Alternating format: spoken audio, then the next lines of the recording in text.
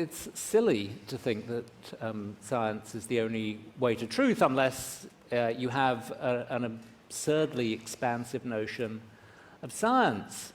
So I know a whole bunch of things right now. I know that there's a pen on the table. I know that I feel a little twinge in my Achilles tendon. I know there's a bright light shining in my eyes. I know that I'm sitting down.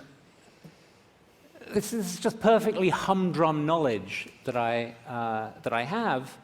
None of it is scientific knowledge in any interesting sense.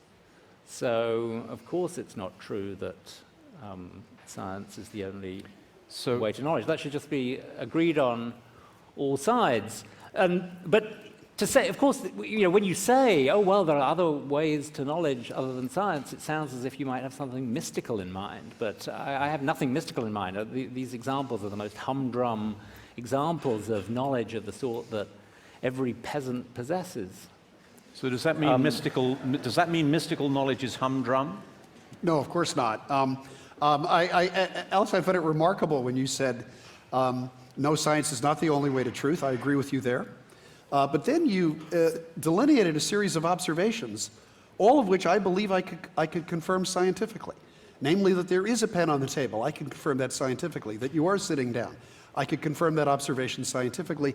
And I believe if I had a photometer in here, I could confirm that there is a bright light shining us. So I think all those things are scientifically true. I mean, I'm sure you agree that's a bright light. I do.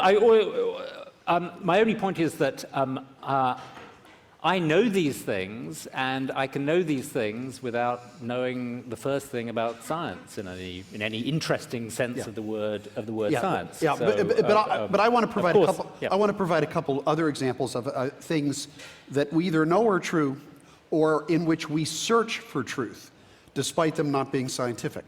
I think we all believe that it is true that a just society, a society in which everyone is treated equally and is given equal opportunity, is better than an unjust society in which that's not the case, in which people are subject to discrimination, to unequal opportunity, and so forth.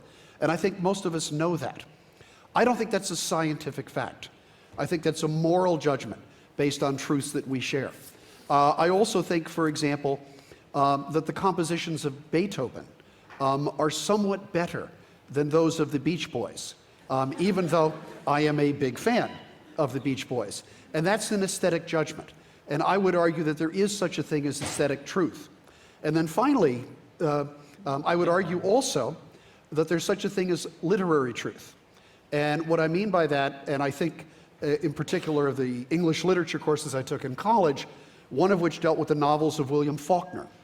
And when I read a novel like As I Lay Dying, or Absalom, Absalom, I know that those novels are fiction. But I also know that within them there is great truth about human nature and about human interactions. And that to me is a kind of truth that we can access through art and through literature that we cannot access through science.